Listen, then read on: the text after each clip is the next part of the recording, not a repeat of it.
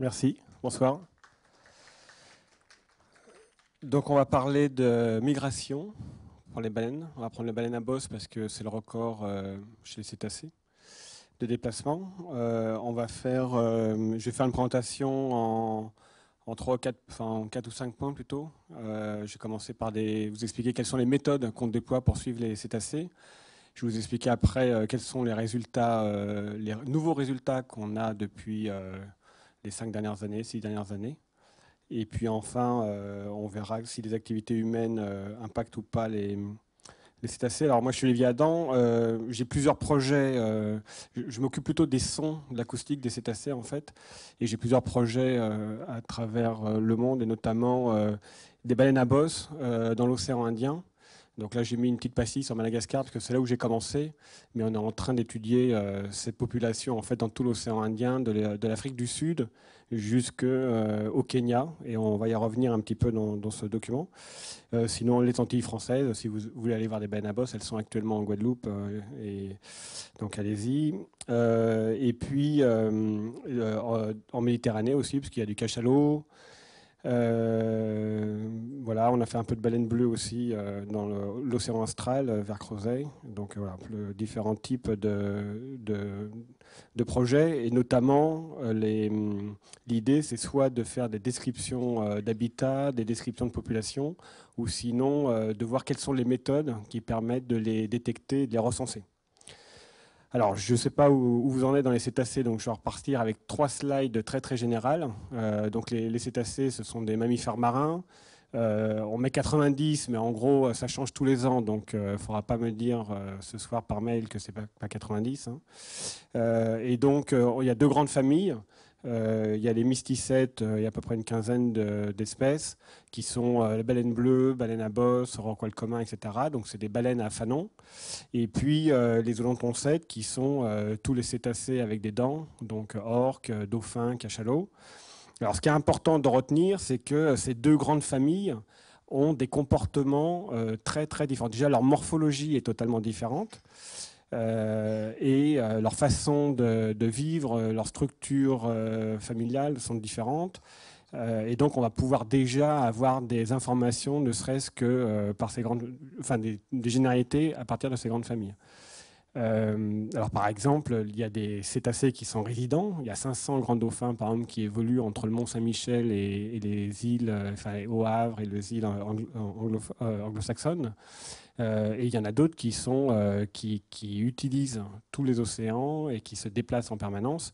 Et c'est le cas, par exemple, des baleines à bosse. Alors pourquoi on observe les cétacés en 2019 ? Principalement nous, parce qu'on a un laboratoire de recherche et donc on s'intéresse à la biologie des cétacés, on s'intéresse à leur population, on s'intéresse à comment ils vivent entre eux, comment ils interagissent entre eux, quels sont leurs comportements, quels sont leurs signaux, etc. Mais depuis la fin des années 90, début 2000, il y a eu beaucoup d'argent qui a évolué, qui a été remis un petit peu dans ce monde des cétacés et qui est allé jusqu'au laboratoire de recherche. Et cet argent vient en fait de toutes les activités économiques qui touchent les cétacés et les océans dans leur généralité, parce que les océans sont impactés par les activités humaines, et surtout c'est qu'on a demandé aux activités humaines de financer des projets de conservation ou des projets de recherche. Alors du coup, ça a remis un point d'actualité. Les cétacés sont de très bons ambassadeurs pour la santé des océans, parce qu'ils sont à la chaîne, enfin ils sont au bout de la chaîne alimentaire, soit au tout début comme les grandes baleines puisqu'elles mangent du krill ou du plancton, et soit tout à la fin comme les orques puisque ce sont les prédateurs supérieurs et qu'il n'y a personne au-dessus d'eux. Et du coup d'avoir une estimation de ces populations et de voir comment elles évoluent, c'est un bon indicateur sur la santé des océans. Et en 2009, à la Commission baleinière internationale, il y a eu une communication sur l'estimation des différentes routes migratoires, et avec un lien direct sur le réchauffement climatique de la planète et la désacidification des océans, parce qu'on se disait, si elles ont besoin de rester plus longtemps dans une zone pour s'alimenter, ça va modifier en fait leur système migratoire. Ok, donc quelles sont les méthodes pour observer les cétacés? Donc il y en a 4, donc je vais vous les développer tout de suite. Bon, la méthode la plus classique, c'est les observations visuelles. Donc là, il faut prendre votre bateau, vous allez en mer, et puis vous regardez s'il y a des cétacés autour de vous. Alors l'avantage, c'est que quand vous allez avec des spécialistes, ils vous donnent l'espèce, parce que des fois c'est un petit peu compliqué quand les animaux sont un peu trop loin, quoi. Vous avez aussi une estimation du nombre, c'est-à-dire que vous pouvez dire s'il y a 2 ou 3 individus ou s'il y a une centaine. Quand vous êtes encerclé par 100 globicéphales, par exemple, c'est toujours un petit peu compliqué pour savoir combien ils sont. Et vous pouvez aussi décrire le comportement, c'est-à-dire qu'est-ce qu'ils sont en train de faire, et vous pouvez aussi décrire l'ensemble de l'environnement, c'est-à-dire est-ce qu'il y a d'autres espèces qui sont à proximité, est-ce qu'il y a des oiseaux, par exemple, des oiseaux marins qui sont à proximité, et puis est-ce qu'il y a des activités humaines comme des bateaux, par exemple, ou de la pollution comme des plastiques. Donc en fait, les observations visuelles restent en 2019 quelque chose de régulier, on va dire, un peu partout dans le monde. Alors, il y a des gros inconvénients. Le premier, c'est que le jour, ça va, mais la nuit, c'est plus compliqué. Quand il y a des conditions météo comme la pluie, comme le brouillard, comme la grêle, comme le froid, c'est très très compliqué. Donc du coup, on va avoir une visibilité légère, enfin faible, et il y a des conventions, enfin il y a des normes qui disent qu'au-dessus de force 4-5, il faut arrêter les observations visuelles parce que c'est trop partiel. Et puis surtout, c'est que généralement, c'est biaisé par le lieu où est le bateau. C'est-à-dire que si votre bateau est à Pointe-à-Pitre, vous allez observer tous les cétacés qui sont autour de Pointe-à-Pitre parce que vous n'allez pas vous enquiller 3 jours de mer pour aller voir où sont les cétacés de l'autre côté de la Guadeloupe, quoi. Donc intéressant, mais pas suffisant. Et il y a donc d'autres méthodes qui sont complémentaires. Et depuis le début des années 2000, enfin vers 2004-2005, on a vu apparaître des modules électroniques qui sont blindés de capteurs, donc capteurs de pression, capteurs de salinité, capteurs de luminosité, des accéléromètres. Et donc on va poser ce capteur sur un individu, et comme ça on va avoir des informations sur ce qu'il est en train de faire. Alors ça, c'est très intéressant parce que dans les grandes, si on faisait les grandes catégories de cétacés, il y a des cétacés dits grands plongeurs, comme les cachalots par exemple, ou les globicéphales, ou certaines baleines à bec, qui passent leur temps à des grandes profondeurs. D'accord. Les baleines à bosse, c'est plus facile parce qu'elles sont en surface ou subsurface, donc on peut les perdre de vue, mais c'est assez, elles restent entre 0 et 100 mètres de profondeur, donc c'est assez, ça reste jouable. Mais quand un cachalot disparaît pendant 45 minutes, par exemple, et revient à la surface pour respirer entre 5 et 10 minutes, c'est plus compliqué à suivre et c'est plus compliqué de savoir ce qu'il fait. Donc là, on va lui ventouser sur le dos ou l'accrocher avec des hameçons, des capteurs, et notamment de pression, et on va pouvoir savoir à quelle profondeur il est descendu, et on va pouvoir savoir avec les accéléromètres ce qu'il est en train de faire, est-ce qu'il va à droite, à gauche, en haut, en bas. Et ça, c'est ce qu'on a fait à Toulon, parce qu'il y a il y a entre 10 et 15 cachalots qui sont résidents à Toulon, Port-Cros, Antibes. Et là, on a suivi, par exemple, des cachalots qui descendaient scrutés dans le canyon de Toulon, qui fait 2 km de profondeur. Et en fait, eux, ils descendent à 650 mètres pour aller s'alimenter, quoi. Là, j'ai mis en exemple la Coussonde, parce qu'en fait, c'est des petits modules électroniques qui ne sont pas très grands. Mais on peut aussi mettre un hydrophone, c'est-à-dire qu'on peut mettre un micro. Et du coup, on peut enregistrer les émissions sonores qui sont émises par ces espèces. Balises Argos, je fais un slide très vite, on va y revenir. Vous savez que les balises Argos, c'est des balises qui vont communiquer avec des satellites, et donc on va récupérer les positions de l'émetteur. Donc les balises Argos ont été déployées en masse sur plein d'espèces, y compris nous d'ailleurs, pour savoir où on est. Alors d'un point de vue sur les espèces terrestres, c'est assez facile. Sur les espèces marines, le problème, c'est qu'il va falloir il va falloir rendre étanche et résister à la pression, et 2, il va falloir le fixer sur les cétacés, et on va voir que ça, c'est un petit peu compliqué, notamment sur la baleine à bosse. Enfin, troisième méthode, la génétique. Donc la génétique, c'est important parce qu'on va pouvoir avoir l'espèce. Des fois, quand on a des espèces qui sont échouées, on ne sait pas du tout la forme qu'avait soit le cétacé, donc on ne sait pas si c'est une baleine et quel type de baleine. Deuxièmement, on va découvrir des espèces qu'on n'a jamais vues et puis que la génétique nous indique l'espèce. C'était le cas par exemple de la baleine d'Omura qui a été découverte par mon collègue Jean-Luc Jung il y a 4 ans maintenant, je pense, en Atlantique, côte africaine, Atlantique Est. Et puis on va aussi avoir le degré d'affiliation, savoir quel est le lien familial qu'il y a entre les différents individus. Et puis on peut faire aussi des analyses de toxicité, par exemple aux métaux lourds, et expliquer potentiellement des santé délicates, voire des échouages de cétacés. L'inconvénient de ça, c'est que c'est du cas par cas. On est obligé de prélever un bout de peau ou un bout de graisse individu par individu. Donc soit en le ramassant directement dans l'eau parce qu'ils ont la peau assez qui se détache assez facilement, on va dire, soit en envoyant une petite arbalète qui en fait extrait, qui fait une biopsie et qui extrait un bout de peau.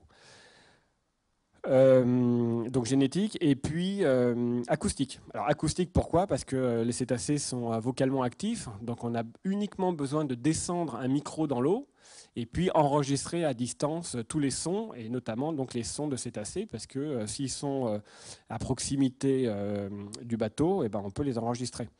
Et l'avantage, c'est qu'on n'a même pas besoin d'avoir un bateau, on peut carrément mouiller un hydrophone pendant 2 mois, 3 mois, 4 mois, 5 mois, voire 1 an, à un endroit, et puis attendre la fin de la mission pour pouvoir avoir les données. Et puis, on peut aussi... alors par contre, le problème, c'est que l'inconvénient, c'est que c'est dans une zone, et généralement, les zones, là aussi, on met des hydrophones pour des zones d'intérêt. Donc, par exemple, le plus grand réseau d'hydrophones qui existe en 2019, c'est un réseau qui a été mis à l'eau par des géophysiciens et que nous, on s'est branché dessus. Donc, il n'a pas été mis à l'eau pour observer des cétacés, par contre, mais observer des tremblements de terre.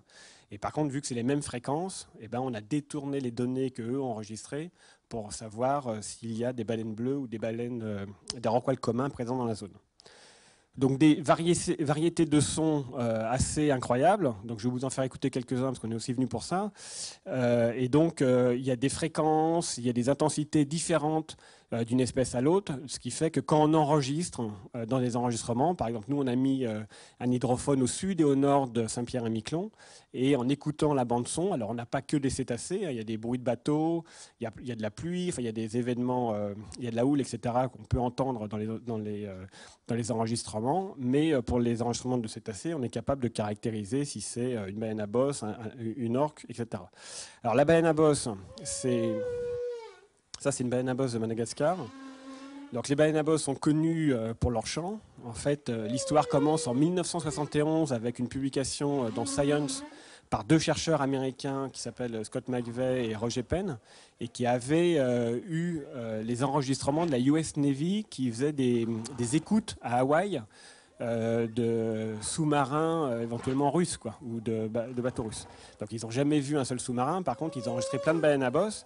Et ils ont donné des enregistrements à ces 2 scientifiques qui ont écouté et qui ont défini la notion d'unité sonore. Donc l'unité sonore, c'est une vocalise avec un silence. Une vocalise avec un silence. Vocalise, silence. Vocalise, silence. Et alors quand vous faites ça, quand vous écoutez ça à l'oreille, vous pouvez faire un petit catalogue de sons. Donc vous allez avoir un catalogue ça dépend de la complexité du son, mais ça peut aller entre 2 vocalises jusqu'à une quinzaine de vocalises. Et vous apercevez en fait que les vocalises ne sont pas émises de façon aléatoire, mais sont structurées dans le temps, comme une phrase en fait. Et donc elle va répéter cette phrase pendant un certain temps, ce qui est donc la base d'un chant. En fait, quand vous répétez quelque chose en boucle, c'est un chant. Donc là, ça dure 1 heure l'enregistrement. Je vais tout de suite. Alors, on va y revenir plus tard.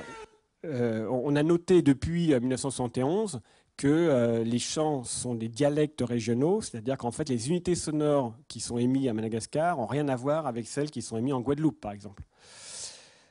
Alors, les dauphins, vous connaissez peut-être un peu plus, c'est des sifflements avec des clics. Donc, les clics d'écolocalisation, les clics servent à communications, interactions sociales, mais aussi à l'écolocalisation. Donc l'écolocalisation, c'est quoi? C'est vous envoyez un son et le son va se réfléchir sur une paroi ou sur un centre d'intérêt, et l'écho qui vous revient vous donne des informations sur ce qu'il y a devant vous, quoi. Donc ça, c'était les dauphins. Alors les dauphins, récemment, en 2013, on a commencé, un collègue de Saint-Andrews a commencé à utiliser le mot de signature acoustique, et donc il a affecté certains sifflements à l'identification d'un individu. J'y reviendrai tout à l'heure parce que c'est intéressant. Alors le beluga, c'est une baleine blanche, enfin un odontocète blanc qui émet des sifflements, si ça marche. Alors, je ne suis pas sûr que ça marche, celui-là. Alors, attends. Bon, celui-là, c'est non. Bon, c'est des sifflements, donc principalement, enfin, des sifflements qui font penser en fait à des sifflements d'oiseaux. Donc il y a vraiment un contexte, ils sont plusieurs à chanter, ça fait comme un chorus d'oiseaux. Donc c'est un enregistrement un peu intéressant, mais je vous le referai écouter plus tard. Et ben là, j'ai plus de son par contre, parce que là, les orgues, je l'ai essayé tout à l'heure, ça marchait.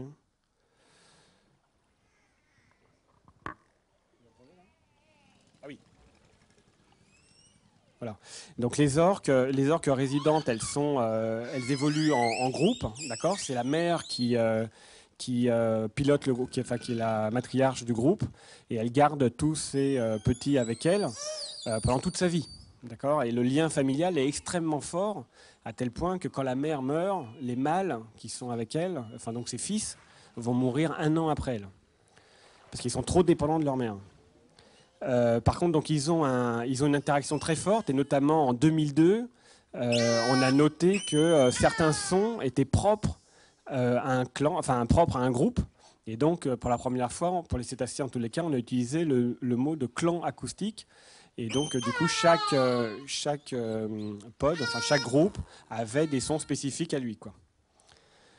Donc des vocalises, des sifflements, des clics, des glabissements, enfin un grand catalogue de sons différents. Ça, c'est des orgues de Saint-Pierre-et-Miquelon. Ok, et cachalot, dernier cachalot pour avoir un panel de sons. Il n'utilise que des clics. Il a un générateur sonore qui lui permet que de faire des clics. En fait, c'est des membranes qui viennent taper l'une contre l'autre. Et ces clics, il va les utiliser aussi bien pour l'écolocalisation, donc pour chercher des proies et pour avoir des informations sur son environnement, que dans ses relations sociales. Et là, on est en train de travailler avec l'association Longitude 181 sur les cachalots de Maurice. Et notamment, quel est le rôle des clics qui sont émis dans une certaine structure, donc les codas, pour expliquer des comportements et des interactions entre eux. Voilà, j'ai tout mis à quoi servaient les sons dans cette slide-là. Et en bas, tout en bas, j'ai mis signature acoustique entre parenthèses, parce que sur les 90 espèces, on est capable de le faire dans la littérature. On trouve des informations sur les dauphins, sur les grands dauphins. Sur les cachalots, c'est évoqué, même si on peut encore utiliser un petit peu le conditionnel. Sur les orques, c'est évoqué. Sur le beluga, c'est évoqué. Et donc, on ne le sait pas pour toutes les autres espèces, ce qui fait que ce n'est pas énorme en termes de reconnaissance individuelle. Reconnaissance individuelle, acoustique, ça veut dire que moi, vous avez entendu ma voix une fois dans votre vie et vous allez vous en souvenir jusqu'à la fin de votre vie. Et du coup, on aimerait faire ça avec les cétacés pour pouvoir, à partir des enregistrements, les identifier. Ok, suivent les baleines à bosse. Donc la baleine à bosse, c'est un mysticette, on l'a vu tout à l'heure. Elle fait 15 mètres de long, elle peut faire 30 tonnes. Alors quand on marque 40 à 100 ans, c'est parce qu'on ne sait pas trop. Les grands mysticètes, en fait, comme les baleines bleues, etc., on pense que c'est plus de 100 ans. Et il y a une baleine franche dont l'âge a été estimé à 200 ans. Et du coup, voilà, on a une marge de manœuvre sur la longévité qui est un petit peu limite pour l'instant, hein. Voilà, et donc elle se répartit dans tous les océans du monde. Alors, il y a plusieurs méthodes pour savoir où elles sont. Déjà, on peut regarder sur la chasse historique, parce que lors de la chasse industrielle, tous les capitaines de bateaux notaient en fait toutes leurs prises, parce qu'il fallait compter le nombre de baleines qui étaient tuées et où elles étaient tuées. Donc, en reprenant tous ces registres et en regardant les informations qui sont qui sont écrites dedans, on peut savoir où sont en fait les baleines à bosse. Et là, il y a un rapport dans l'océan Indien qui justement met tous les hotspots qui sont dans l'océan Indien et qui sont ici uniquement basés à partir de ces rapports. Travail de Ken Finlay en 2006, très beau rapport. Alors après, il y a la photo-identification, parce qu'en fait, les cétacés ont des marques sur le corps, et ces marques permettent de les identifier. Donc autant avec l'acoustique, on n'y arrive pas, parce qu'on n'a aucune idée de où est l'information qui décrit l'individu à partir des sons qu'il va émettre. Autant sur le corps, si vous prenez en photo une baleine, vous êtes capable de dire qui est la baleine que vous avez prise en photo. Et notamment, il y a des marques, alors notamment sur les baleines à bosse, la nageoire caudale a une forme, une texture, une couleur qui est spécifique à l'individu, ce qui fait qu'une fois que vous la prenez et que vous la mettez dans un catalogue, après on va pouvoir la suivre comme ça. Et là, par exemple, on avait organisé en 2015 une conférence à Madagascar. Et on passait la parole à différents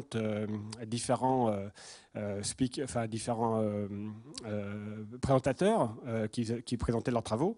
Et cette photo a été présentée par une équipe du Kenya. Et en fait, cette photo, c'était la photo de l'affiche de notre conférence. Et là, on s'est dit quand même, il est un peu gonflé de prendre notre photo pour parler de son travail, parce que généralement, ça ne se fait pas trop. Ou alors, on met en crédit. Voilà. Et en fait, donc, la première question qu'on lui a posée, on lui a dit wow, « t'as une super photo, etc. Où tu l'as prise ?» Et là, il a dit « je l'ai prise au Kenya. » Il nous a donné les coordonnées GPS et le jour où il avait pris le Kenya. Et en fait, c'était la même baleine qui avait été vue 3 ans auparavant à Madagascar. L'Argos, donc les balises Argos, donc nous on en a posé, donc il y a plusieurs techniques pour poser des balises Argos, on ne va pas rentrer dans le détail, mais c'est soit on prend une perche et puis on dépose la balise, soit on tire avec un fusil à air comprimé, et la balise qui est en bas, tout en bas, là, ce module là,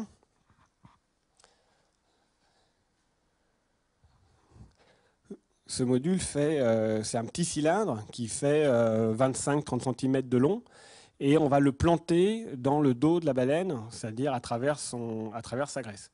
Alors cette technique a été développée à la fin des années 90, début des années 2000, a toujours été source de controverses, parce que cette façon de faire est un peu invasive, et en même temps donne pas satisfaction, parce que ce module se détache par lui-même au bout de quelques jours, une semaine, 2 semaines, une vingtaine de jours, une trentaine de jours. Et du coup, il ne reste pas assez longtemps pour faire, par exemple, un aller-retour sur des routes migratoires, ce qui serait un des objectifs. Mais par contre, vu que ça donne des informations extrêmement intéressantes, on continue à utiliser cette technique parce qu'on n'a pas d'autre moyen de le faire. Ok, les routes des baleines à bosse. Alors, j'en reviendrai après. Ok, alors les routes des baleines à bosse. Alors voilà ce que l'on sait depuis les années 60, c'est-à-dire que les baleines à bosse vont évoluer par an entre les zones d'alimentation, donc les zones qui sont proches des pôles, des zones froides, et les zones de reproduction qui sont les zones tempérées. Alors, dans l'hémisphère nord et dans l'hémisphère sud. Okay, alors dans l'hémisphère nord, évidemment, elles vont aller manger en été, c'est-à-dire en juillet-août, elles seront au niveau des pôles, et elles vont venir en hiver dans les zones tempérées, donc c'est pour ça qu'elles sont en Guadeloupe aujourd'hui. Dans l'hémisphère sud, c'est exactement l'inverse, puisque les saisons sont opposées, et du coup, elles ne vont jamais se voir. Donc en fait, on a noté avec des études génétiques que maintenant, on s'oriente vers 3 sous-espèces de baleines à bosse, 2 sous-espèces dans l'hémisphère nord, une dans l'Atlantique et une Pacifique, parce qu'en fait les 2 océans sont séparés, et une sous-espèce dans l'hémisphère sud de baleines à bosse. Alors, les lettres ont été données par la Commission baleinière internationale, et l'idée, c'est de décrire ces mouvements et de décrire la population. Donc on appelle population toutes les populations sont liées aux mouvements, aux routes migratoires des baleines. Alors, ce qu'on peut noter, c'est que, donc ça c'est un travail qu'on avait fait avec Lorraine Trudel au laboratoire, et avec le laboratoire à l'océan, et c'est Amada, c'est qu'on avait essayé de faire le lien qu'il y avait entre les déplacements des baleines à bosse et des informations géophysiques, comme le courant, la température, la chlorophylle, et puis ou des informations géographiques. Et donc, ce qu'on peut voir déjà, c'est que les baleines à bosse, en tous les cas, sont très sensibles à la température et peuvent aller dans des zones qui ont de 1 degré de différence, en tout cas en surface, 1 degré de différence. On n'a pas réussi à mettre en évidence des déplacements dus à des courants. Par exemple, on n'a pas vu qu'une baleine pouvait profiter d'un courant sud pour se déplacer au sud ou au contraire nager contre le courant. Donc ça, c'est des informations qui ne sont pas possibles. Donc c'est soit donc la température. Par contre, on a noté des stratégies différentes au niveau de la distance à la côte, parce qu'en fait, les baleines à bosse sont une espèce côtière et vont se rapprocher très fortement des côtes. C'est ce que vous voyez dans les documentaires animaliers, par exemple, où généralement les baleines sont shootées sont prises en photo à 200 ou 300 mètres des côtes. Et donc l'idée c'est ça, c'est qu'en fait la distance à la côte est différente pour les femelles et pour les mâles. Donc pour les femelles, elles vont venir plus près des côtes, notamment lorsqu'elles sont accompagnées d'un baleineau, et les mâles vont rester plutôt à distance. Donc c'est ce genre d'informations qui nous permettent de décrire des privilèges d'habitat. Alors, sur les résultats depuis les 10 dernières années. La baleine, donc nous on parle des migrations sud-nord, comme c'est indiqué ici, et pourtant il y a une baleine qui a été photographiée au Brésil, une femelle qui a été photographiée au Brésil et photographiée à Madagascar. Donc la question c'est de se dire mais en fait comment est-ce que ces répartitions de population sont vraiment aussi hermétiques que ce que les biologistes ont voulu nous faire croire dans les 10 dernières années, et probablement non. Et là ça attire des questions parce qu'on se dit en fait qu'il va y avoir des zones qui vont être dues à des choix pour les cétacés, et donc qui vont avoir pour conséquence la mixicité de la reproduction. Par exemple, cette zone-là, cette zone ici, là, a priori, ce sont les mêmes baleines qui viennent là, et par contre, elles vont avoir des zones différentes de reproduction. Alors, ça veut dire quoi? Ça veut dire que probablement, le succès, la diversité génétique de ces cétacés s'explique du fait de ces routes migratoires. C'est-à-dire qu'en fait, lorsqu'elles vont arriver en Afrique du Sud, certaines vont se dire bon, moi je vais remonter la côte africaine Est, et puis les autres vont remonter la côte africaine Ouest. On ne sait pas qu'est-ce qui les motive, en tout cas moi je ne sais pas ce qui les motive de choisir l'une côte ou l'autre. Et probablement, en tout cas ce qui est sûr, c'est que si elles vont à l'Est, elles vont rencontrer leurs copains qui sont aussi allés à l'Est, et si elles vont à l'Ouest, etc. Nous, ce qui se passe par exemple dans l'océan Indien, à Madagascar, c'est que le matching, c'est-à-dire le fait de retrouver la même baleine sur plusieurs années, est très faible. On fait des photos de toutes les baleines qui passent tous les jours dans le canal Sainte-Marie, qui est en fait la côte est de Madagascar. Et c'est facile parce que ça fait comme un goulet, donc c'est comme un péage. Donc à chaque fois qu'il y a des baleines qui viennent, on les prend en photo. Et pourtant, donc on a des catalogues de dingue tous les ans, et pourtant on a du mal à retrouver les mêmes baleines d'une année à l'autre. Alors que pour les zones d'alimentation, comme Saint-Pierre-et-Miquelon par exemple, ou Boston, c'est toujours les mêmes baleines. Il y a une très grande fidélité sur les zones d'alimentation et moins sur les zones de reproduction.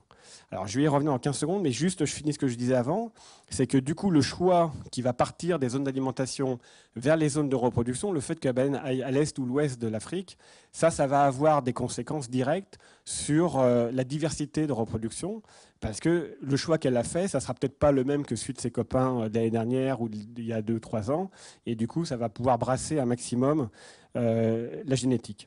Alors, je reviens sur la fidélité des sites. En fait, la fidélité est compliquée à détailler pour les baleines à bosse parce qu'elle dépend d'autres paramètres, et notamment, par exemple, ça se comprend pour les zones d'alimentation. Parce que les zones d'alimentation, si elles savent qu'il y a un endroit spécifique pour trouver à se nourrir, elles vont le privilégier.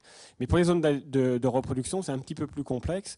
Et notamment, on est en train de penser que le schéma est plus sur l'isolement de l'île qu'elle fréquente. Autrement dit, si vous allez en Nouvelle-Calédonie, par exemple, ou si vous allez dans une des îles de Polynésie française, il est probable que vous allez pouvoir voir une baleine qui va rester 1 semaine 2 semaines, même une vingtaine de jours au même endroit, parce qu'elle sait que l'île voisine, ça sera 200 km, 300 km à nager pour pouvoir la rejoindre. Par contre, des zones qui sont purement côtières, comme à Madagascar, les baleines ne s'arrêtent pas, elles vont longer toute la côte. Et par exemple, dans le canal Sainte-Marie, qui est un canal protégé de la mer du fait de l'île Sainte-Marie, elles vont rester 2 jours, 3 jours maximum. Et elles vont continuer après leur trajet vers le nord. Ok, donc ça c'est un point intéressant, c'est comment on peut expliquer avec les routes migratoires la diversité génétique, et c'est pas uniquement dans l'hémisphère sud, hein, c'est aussi dans l'hémisphère nord. Par exemple, dans l'Atlantique Nord, on a les baleines qui vont s'alimenter dans l'Islande, et ces baleines-là, elles vont se distribuer après soit au niveau du Cap-Vert, soit au niveau des Antilles. Et ça, on l'avait montré, nous, quand on a commencé à travailler en Guadeloupe dans les années 2009, 2010, 2011. On a posé des balises Argos sur quelques baleines à bosse. Alors, pas beaucoup à l'époque, parce qu'on n'avait pas beaucoup de moyens, mais on a fait ça on avait dû peut-être avoir 6 balises Argos. Et on a montré, en fait, des déplacements de ces cétacés, non pas vers la côte américaine et la côte canadienne, mais directement en traversant l'Atlantique vers l'Islande. Donc, des chemins qui sont différentes. Par exemple, des baleines de République dominicaine qui, elles, je veux dire, viennent de Boston. Alors, un résultat qui peut être intéressant, c'est les chants. Donc, j'ai dit tout à l'heure que les chants étaient spécifiques à une population, c'est-à-dire qu'en regardant les unités sonores, on peut, que les baleines mâles qui chantent dans une zone, en fait, partagent les unités sonores, c'est-à-dire partagent le même leitmotiv. C'est-à-dire qu'à Madagascar, quand on fait un enregistrement d'un chant, quel que soit l'individu qui a chanté, je vais retrouver les mêmes unités pour son successeur ou d'autres baleines qui vont venir. Alors, ce qu'a fait Hélène Garland, qui est une collègue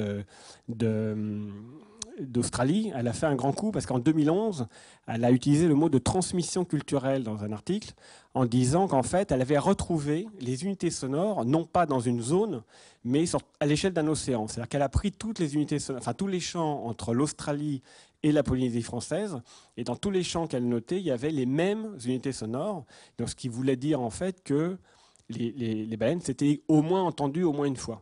À cette époque, on ne savait pas que les baleines de Polynésie française venaient en Australie, ou en tout cas se rapprochaient en Australie. Donc ça avait été une grande surprise. Maintenant, on a mis des balises Argos, on sait comment elles se déplacent, et on sait qu'en fait, à un moment donné, quand elles arrivent en Polynésie française, elles vont arrêter d'aller plein nord et elles vont commencer à se rapprocher vers l'Australie.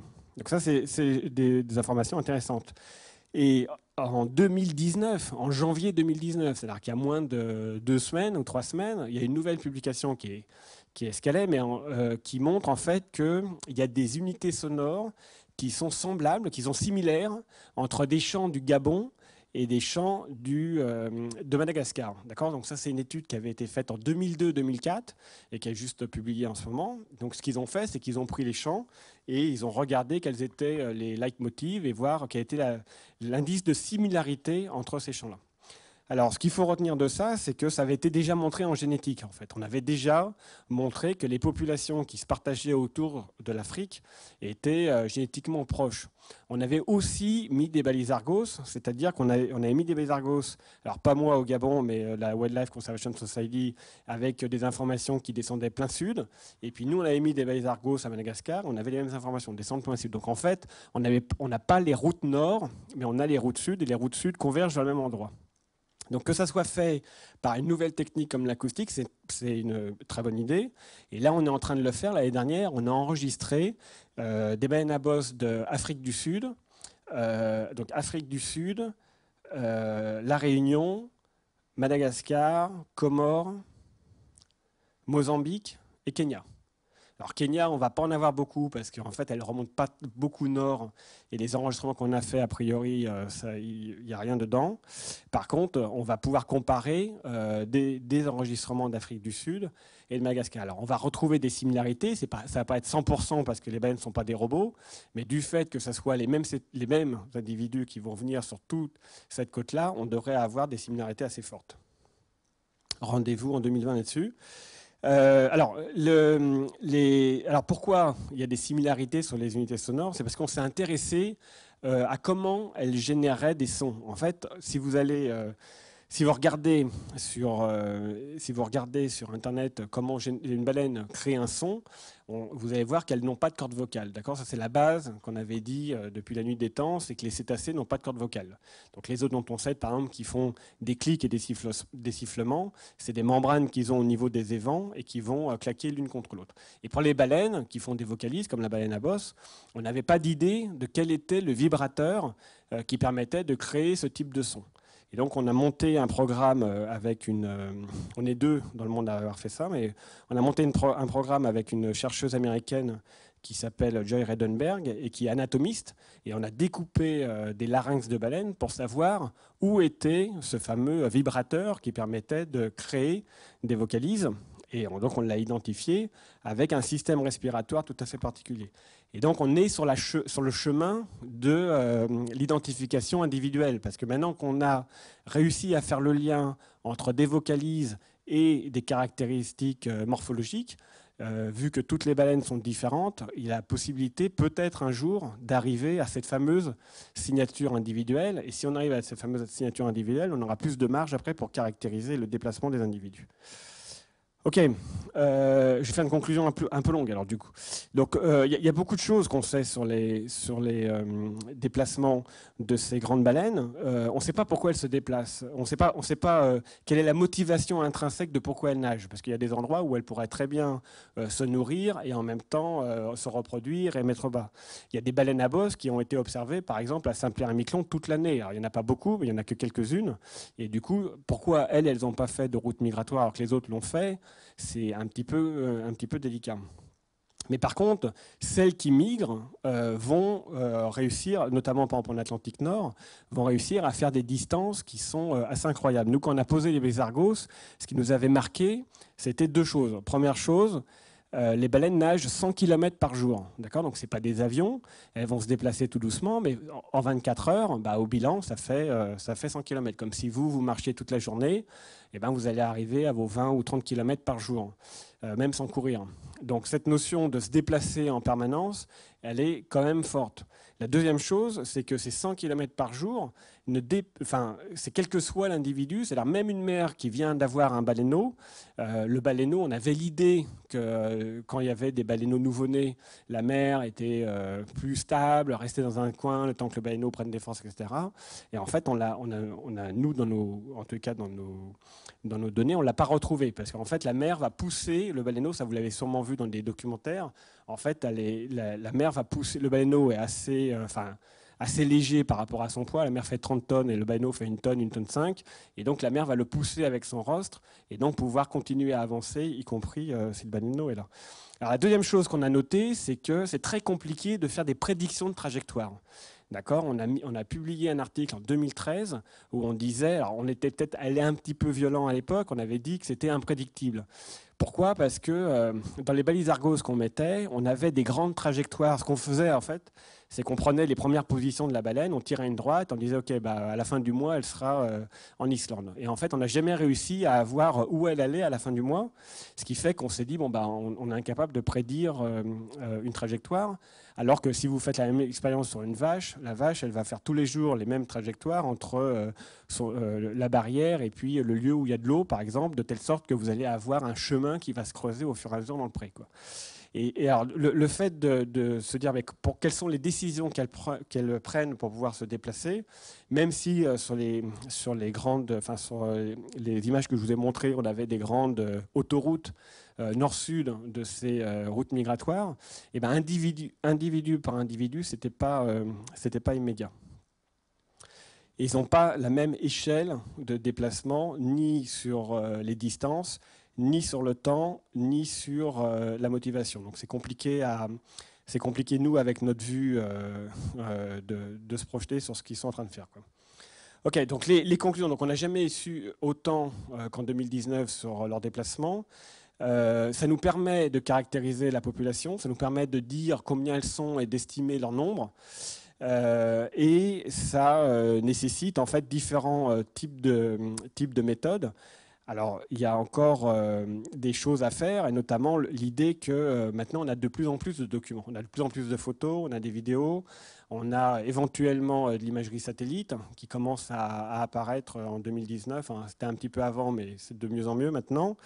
Et puis, on a de l'acoustique, de l'Argos, et du coup, on fait face à ce qu'on appelle le big data, c'est-à-dire trop d'informations pour pouvoir l'analyser après, et donc on est obligé de passer sur l'analyse automatique. Et par exemple, je ne sais pas si vous avez vu, mais il y a 2 mois maintenant, Google a sorti une étude sur les champs des baleines à bosse en prenant tous les champs qui existaient sur Internet. Ils les ont tous concaténés et ils ont sorti un algorithme de détection automatique qui fait que nous, on a rangé nos stylos. Perspective, alors perspective, bah, bon, mis à part le fait de la reconnaissance de signature acoustique, l'idée c'est quand même nous ce qu'on veut faire, c'est d'avoir des informations qui permettent de mieux les protéger et qui permettent de faire le lien avec des mesures qui vont en fait contribuer à estimer l'impact des activités humaines.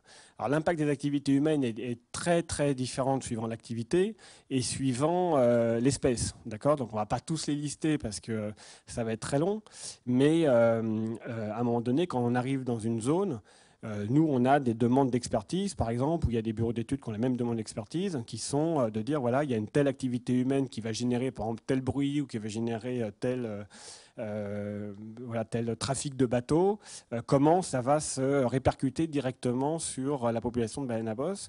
Et l'exemple qui est le plus symbolique en 2019, il est à Boston, parce que devant le port de Boston, il y a un groupe de baleines à bosse qui vient s'alimenter. Et ce groupe de baleines à bosse, il est suivi depuis 40 ans. Donc, ce n'est pas depuis hier, mais depuis un certain temps. Donc, toutes les baleines sont cataloguées, identifiées, cataloguées, et suivies de génération en génération. Et en fait, ce qui s'est passé, c'est qu'ils ont créé un sanctuaire devant le port de Boston. Et ceux qui ont fait ça, qui ont eu ce financement pour faire ça, ils ont réussi à détourner l'entrée du port et la sortie du port. Donc, ils ont demandé aux bateaux de rallonger leur parcours pour pouvoir éviter cette zone de forte concentration de cétacés et donc minimiser, dans ce cas-là, les risques. On ne cherche pas dans nos démarches à arrêter toutes les activités humaines, on cherche à comprendre comment elles pourraient impacter les cétacés et si elles impactent, d'en réduire la nature de l'impact. Par exemple, sur le son, il y a la possibilité puisque le son en fait qui va être généré par les bateaux, par le trafic maritime, et notamment les hélices, on sait que c'est les hélices qui créent le plus de bruit dans l'eau. Il y a des hélices nouvelle génération qui font moins de cavitation, qui sont plus rentables pour la propulsion et en même temps qui font moins de bruit. Donc c'est du gagnant-gagnant pour le gars qui utilise pour l'industrie qui utilise ces hélices et en même temps pour moins gêner les cétacés. Pareil pour le whale watching qui se passe un peu partout maintenant, qui est une forte économie, répond en fait à des chartes qui sont écrites, des chartes d'approche et des chartes d'observation qui sont écrites par les gestionnaires mais en lien avec des connaissances scientifiques, en lien avec des acteurs économiques et des associations de défense des cétacés pour justement s'assurer que tout soit bien fait dans les règles et de minimiser du coup l'impact ou le dérangement que ça pourrait faire. Ok, je vais juste finir très vite avec une surprise, parce qu'on est quand même venu aussi un peu pour ça. Si vous n'avez pas de questions, on prendra les questions après. En fait, il y a un truc qui s'est passé dans notre recherche, c'est que on s'est intéressé au champ des baleines à bosse. Et en fait, on a trouvé donc sur le vibrateur. Le vibrateur était à l'intersection entre la trachée et une poche qu'ils ont connectée à la trachée qui s'appelle le sac laryngé. Alors pourquoi je vous dis cette surprise ce soir? C'est parce que vous allez voir, je suis le seul au monde à dire cette théorie et je pense que voilà, vous serez comme ça les premiers. Donc ils ont une poche, d'accord? Ils ont une poche qui est connectée à la trachée, d'accord? Cette poche s'appelle le sac laryngé. Donc c'est une poche d'air en fait. C'est-à-dire que la baleine peut souffler de l'air de ses poumons dans cette poche, d'accord? Donc gonfler le ballon. Et dès qu'elle a besoin de respirer parce que son apnée, elle arrive aux fins de son apnée, elle va ravaler cet air. Vous pouvez faire l'expérience chez vous ce soir. Vous prenez un ballon, d'accord, vous gonflez le ballon avant d'aller dans votre baignoire, vous gonflez le ballon, vous commencez votre apnée, au bout de la minute où vous êtes complètement rien, vous respirez, vous soufflez l'air, vous respirez l'air qu'il y a dans le ballon et donc vous faites double. D'accord. Bon, après, ça va pas marcher très longtemps, vous ne pouvez pas faire ça pendant 1 heure, mais en tous les cas, vous pouvez le faire 2 fois, peut-être 3 fois si vous êtes bon. Donc du coup, la baleine fait ça. Donc la baleine fait ça pour son système respiratoire, et ce système respiratoire, ça lui permet de prolonger son apnée. C'est-à-dire qu'elle va pouvoir faire des apnées de 15 minutes, 20 minutes, une demi-heure. Il n'y a pas de concours d'apnée chez les cétacés, mais en gros, une baleine à bosse, ça peut tenir 25-30 minutes sous l'eau, sans respirer. Alors en détaillant en fait ce système respiratoire, donc nous, dans l'idée d'expliquer les champs, donc d'expliquer comment, où est le vibrateur et comment il fonctionne, on a noté quelque chose, c'est que ce système respiratoire est totalement blindé de l'extérieur. D'accord, il y a l'os du crâne qui accompagne les conduits nasaux, il y a des cartilages, il y a des os, il y a des muscles super épais. Le sac laryngé, il est entouré de muscles extrêmement épais, ce qui veut dire qu'il s'en sert, parce que je vous rappelle que quand vous utilisez un muscle, il grossit.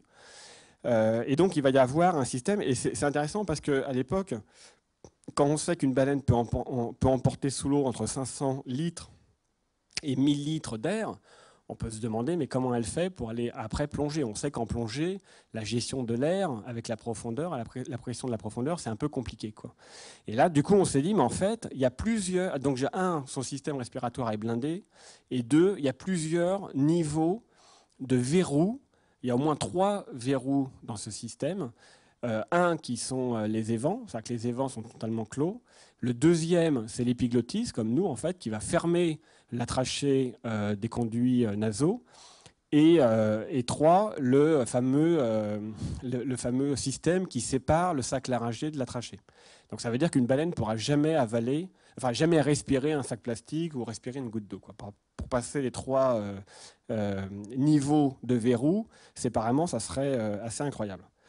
Mais alors du coup, on s'est dit, mais en fait, si elle est capable de gérer elle-même son air, et que tout ça, c'est totalement...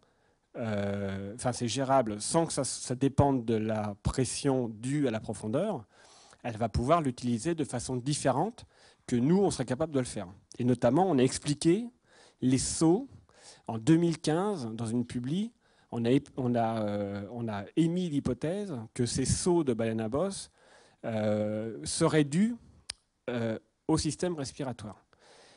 Je vais m'expliquer dans 15 secondes. J'avais fait une conférence une fois en disant qu'une baleine à bosse ne peut pas sauter. J'avais démontré physiquement que sortir 30 tonnes de l'eau, c'est juste pas possible. Déjà, nous, on a du mal à sortir notre poids, alors 30 tonnes, c'est juste pas possible. Et du coup, ça m'a dit, mais en fait, il y a peut-être autre chose qui explique cela. Alors, c'est pas du tout comme font les odontocètes, parce qu'on sait, on a déjà vu des dauphins ou des orques sauter. Même dans des piscines, tu as des dauphins qui, en 20 mètres, acquièrent assez de vitesse pour pouvoir faire un saut. Et d'ailleurs, il y a une publication d'un chercheur américain qui a mesuré la hauteur que des dauphins dans une piscine pouvaient atteindre. Donc ça, c'est une publication qui ne sert à rien, mais c'est intéressant quand même de voir que les chercheurs peuvent s'amuser. Et donc, alors là, par contre, comment font les dauphins, ou les orques, ils vont utiliser de façon extrêmement forte et frénétique, en fait, leur nageoire caudale. Donc tout va se faire aux muscles.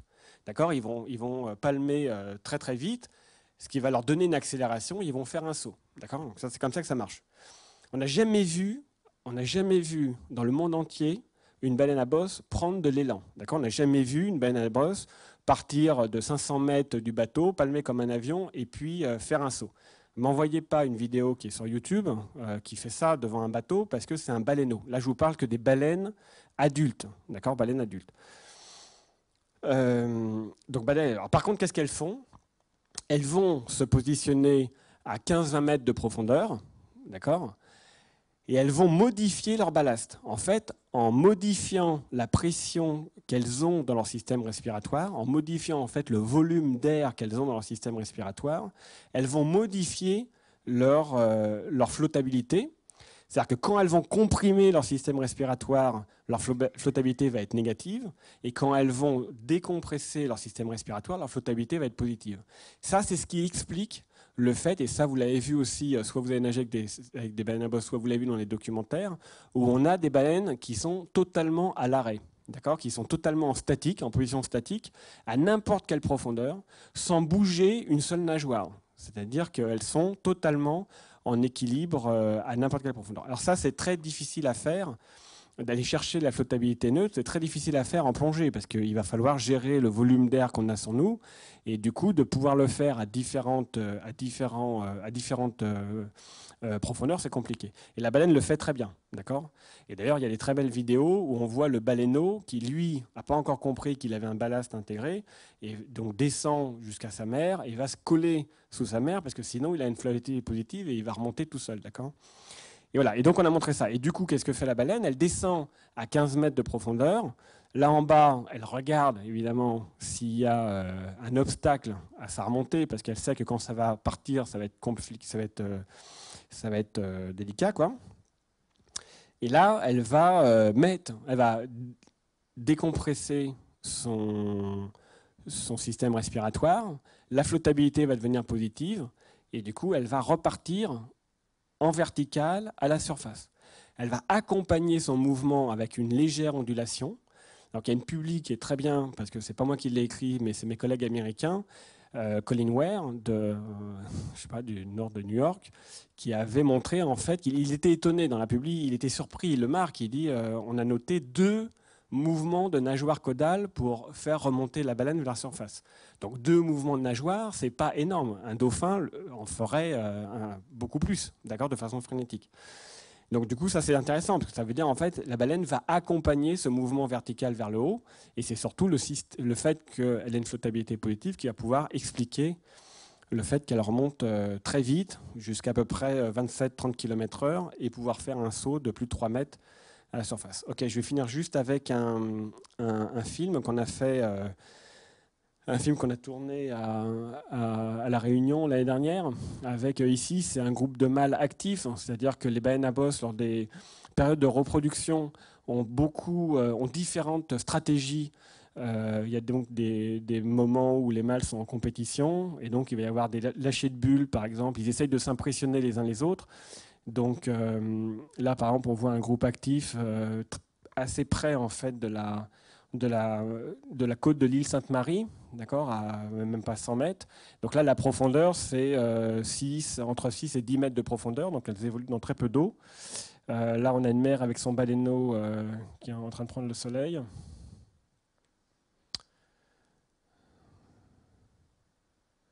Baleineau nouveau-né, qui doit avoir moins d'une semaine. On a la possibilité de faire une estimation avec la couleur très gris des baleineaux et puis leur nageoire. Voilà. Donc ça, c'est un bridge, donc un seau. Donc là, elle a bien réglé son sac laryngé. Donc là, on donne des notes sur les seaux, hein, parce qu'il faut que ça fasse le maximum de splash. Donc l'idée, c'est de se tourner. D'accord, quand vous montez, après vous tournez, vous tombez sur le dos, parce que le dos est plus dur. Bon, on n'a pas écrit ça évidemment dans une publication scientifique parce que ça ne serait jamais passé, mais ça correspond à ce qu'on décrivait, parce que vu que le sac laryngé est sur la partie ventrale de la baleine, retomber sur le ventre fait que si jamais il restait un petit peu d'air dans le sac laryngé, ça aurait été un petit peu délicat, ça peut faire mal, et du coup la baleine le fait une fois et puis c'est tout, quoi. Ok, juste un dernier mot. On vous organise pour la rentrée 2019 une exposition qui n'aura pas lieu ici, mais qui aura lieu au Palais de la Porte Dorée, à partir du 1er octobre 2019, sur les sociétés des baleines. Voilà, je vous remercie de votre attention.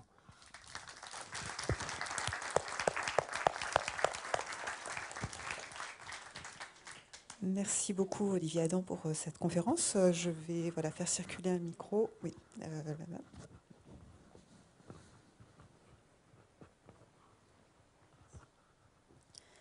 Bonsoir, merci pour votre présentation qui était très claire. Par contre, il y a quelque chose que j'ai pas compris, c'est que vous dites qu'on n'arrive pas à retrouver les mêmes individus aux mêmes endroits, et pourtant ils se déplacent en groupes familiaux. Comment vous l'expliquez? Oui, alors, c'est très bien.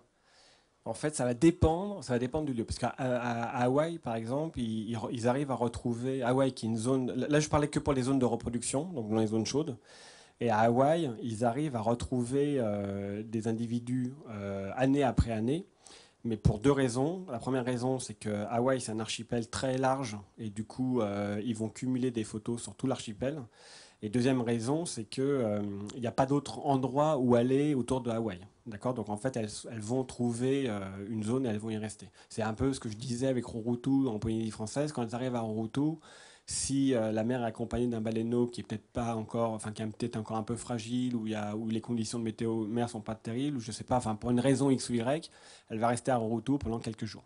Alors moi, ce que je prenais comme exemple, c'était l'exemple de Madagascar, où on observe les cétacés tous les ans, hein, depuis 2007. On fait des photos de tous les individus qui passent et on n'arrive pas à retrouver d'une année à l'autre les mêmes individus. Alors on en a quelques-unes, mais c'est anecdotique, c'est genre 2%, c'est très très peu, quoi.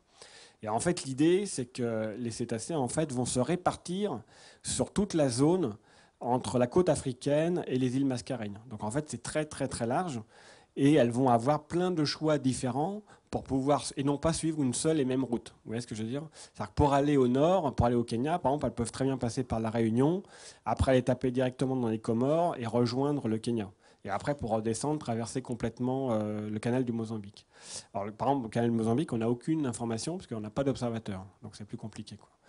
Donc, ça va dépendre des lieux et des stratégies. Alors après, je reviens sur juste la notion de groupe familiaux. Alors ça, c'est pas tout à fait ce que j'ai dit. Moi, ce que j'ai dit, c'est que elles sont, en fait, leur structure, c'est une structure de population. Donc on va parler de population, par exemple, l'océan Indien. On va parler de population de Pacifique Nord, on va parler de population de l'Atlantique Nord. Et après, dedans, il n'y a pas de lien. Il n'y a pas deux individus qui vont rester ensemble sur toute leur vie. Sous prétexte de liens familiaux ou de liens de camaraderie, par exemple. Vous voyez ce que je veux dire? Par contre, elles vont se retrouver pour leurs activités vitales, comme la reproduction. Là, il va y avoir un rassemblement de plusieurs mâles ou de plusieurs femelles. Pour l'alimentation, pareil, puisqu'elles font des alimentations, enfin certaines font des alimentations collaboratives. Donc il va y avoir un groupe d'une dizaine ou une quinzaine de baleines qui vont tous se réunir dans le but de partager en fait une ressource alimentaire. Et la troisième chose que je voulais dire, du coup, c'était... question, dites-moi.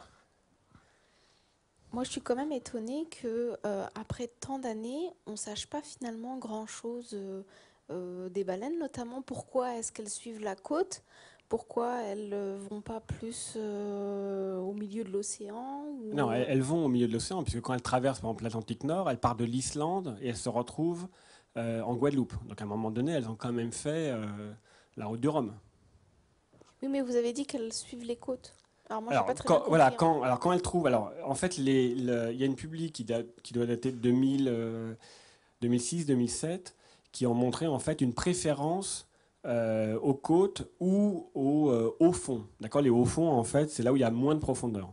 Et en fait, les baleines, quand elles sont en pleine mer, elles avancent, quoi, elles tracent. Et quand elles arrivent dans des zones qui sont soit proches d'une île, soit proches d'une côte, soit proches d'un haut fond, là, elles vont descendre leur vitesse et elles vont commencer à faire au lieu de faire du cap, elles vont commencer à rester dans la zone, quoi, ou à proximité de la zone. Donc il y a clairement des préférences qui sont liées à la distance à la côte.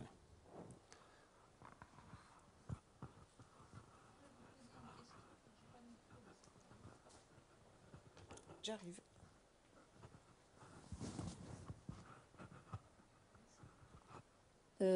J'étais très intéressée par votre conférence parce que j'ai eu l'occasion de voir des baleines de près. Je voudrais savoir, est-ce que c'est un parti pris ou vous considérez que ça n'a rien à voir avec la conférence? À un moment donné, vous parlez des hotspots, l'image d'une baleine et d'un baleinier, une baleine qui se vide de son sang, qui est hissée à bord du baleinier. Et cette semaine, comme je suis membre de Sea Shepherd, j'ai vu un film documentaire de la célèbre association, du moins elle est célèbre, oui, je pense, qui dénonce justement le massacre des baleines, soi-disant pour des recherches scientifiques par les Japonais, par aussi des pêcheurs dans différentes parties du globe qui les tuent pour une raison qu'on ne connaît pas, mais c'est pour la chair de baleine, sûrement. Et vous n'en parlez pas du tout. C'est très important parce que je pense qu'on n'en parle pas suffisamment du massacre des baleines, du massacre des globicéphales, notamment aux îles Féroé, qui appartiennent au Danemark, des Norvégiens qui continuent à massacrer des baleines, on n'en parle pas, etc., etc., des Marineland, des siquariums, où on exploite les cétacés, les orques, les dauphins, ce qui est inadmissible, me semble-t-il, au XXIe siècle. Vous n'en parlez pas du tout. Alors, je vais répondre. Donc déjà, sur la chasse à la baleine, elle est interdite depuis les années 70. Donc normalement, on aurait pu la faire. Alors, la chasse à la baleine, la Commission baleinière internationale donne des autorisations pour prélever des cétacés, enfin des grandes baleines. Alors, pour des raisons culturelles ou historiques, ou pour des raisons scientifiques. Alors, en 2019, et on le répète depuis le début, il n'y a pas de recherche scientifique basée sur la chasse à la baleine. D'accord ? Donc nous, par exemple, quand on veut étudier l'anatomie des baleines, on regarde des baleines qui sont échouées et mortes. D'accord ? On ne va pas la tuer pour pouvoir accéder à son larynx. Bon, on m'a posé la question, on m'a demandé, mais si tu veux savoir le larynx, pourquoi tu ne vas pas demander aux Japonais qui te donnent des larynx, ils en ont plein, quoi. Alors, le problème, c'est qu'on se refuse de ça, parce que nous, on est là pour protéger les cétacés. On est là pour apporter de la connaissance et que cette connaissance puisse servir à les protéger, pas à les faire mourir. Donc, je ne vais pas parler de ça, mais c'est une bonne remarque.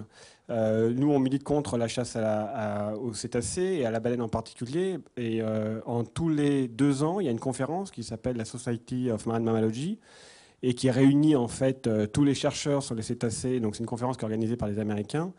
Réunit tous les chercheurs sur les cétacés, mais pas que. Il y a aussi des associations, il y a aussi des artistes, etc. Et tous les ans, il y a un chercheur qui s'appelle Phil Clapham, qui est un des leaders mondiaux qui travaille sur les baleines à bosse et qui tous les 2 ans, à cette conférence, fait le bilan des informations nouvelles, de la connaissance nouvelle issue de la chasse aux cétacés. Et à chaque fois, c'est juste pour pointer du doigt que c'est un mensonge et que c'est un vol de vocabulaire, quoi. Voilà. Alors après, il y avait des remarques sur d'autres espèces de cétacés, comme les globicéphales, par exemple. Alors, il n'y a pas de... Le moratoire ne tient que sur les grandes baleines, les baleines à fanon. Donc, sur les autres espèces, c'est, entre guillemets, culturel, c'est-à-dire que certaines personnes... Oui, c'est probable... Non, c'est inadmissible, mais il faut voir le film... Voilà. Voilà. Voilà. On ne vous entend pas, madame. Voilà, il faut regarder le documentaire The Cove si vous voulez avoir une démonstration de comment c'est traité.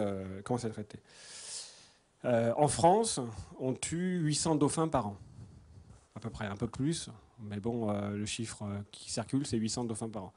Donc je pense qu'on a aussi des choses à dire avant de commencer à aller chercher nos amis japonais. Il y a des choses à régler, quoi. Il y a une question ici. Voilà. Bonsoir.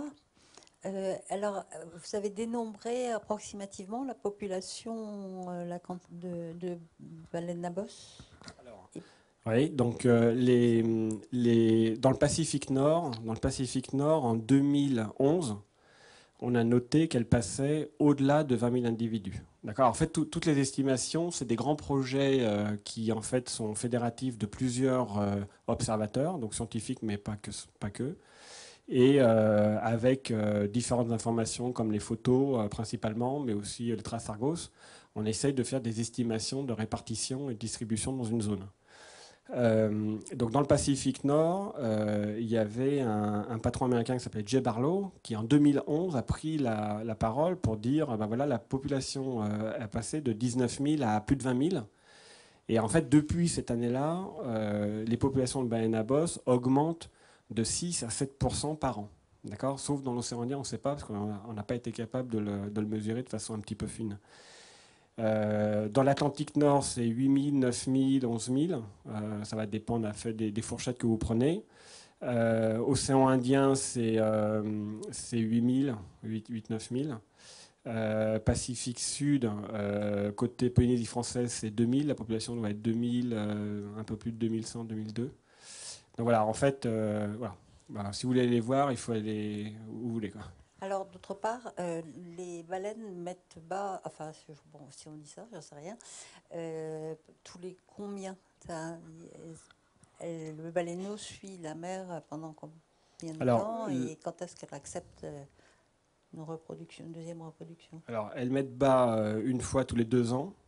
On n'a pas des, enfin voilà, une fois tous les 2 ans, tous les 3 ans, le baleineau reste avec sa mère une fois, enfin 1 an. C'est-à-dire qu'il descend, enfin il va dans une zone d'alimentation, il remonte, et probablement il se fait exclure de sa mère lorsqu'il revient dans les zones de reproduction, par les mâles qui sont aux alentours.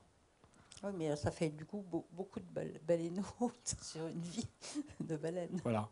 Et cette stratégie en fait des mâles qui exclut les baleineaux fait justement qui doit expliquer quelque part le faible lien qu'il peut y avoir entre les individus, contrairement par exemple aux orques qui restent toute leur vie soudés à leur mère, par exemple pour les orques résidentes, et du coup le lien familial est extrêmement fort. Et les globicéphales, pareil, il y a des globicéphales, des populations de 100, 200 individus qui sont liés par des liens très forts, puisque quand il y a des échouages, ils s'échouent tous en même temps. Et alors, comment vous déterminez un mâle et une femelle chez les baleines? Comment vous déterminez si c'est un mâle ou une femelle? Alors le dimorphisme sexuel chez les baleines à bosse est compliqué, d'accord, parce que la femelle est plus large que le mâle, mais vu d'un bateau, c'est pas évident. Donc, soit on le fait par génétique après pour savoir quel est le sexe, soit il faut avoir des images du dessous. On suppose qu'il y a une égalité entre les deux. Il n'y a pas de fidélité, non, chez la baleine à bosse. Non, égalité entre les deux quantités. Alors, c'est délicat parce qu'en fait, dans les zones de reproduction, il y a une compétition entre mâles. Donc, par exemple, il va y avoir le taux de fréquentation de mâles est supérieur aux femelles. Alors, mais après, c'est les mêmes mâles qui en fait se distribuent dans les femelles qui passent. Et conclusion, quand on fait des comptages de photos, on a plus de photos de mâles que de femelles.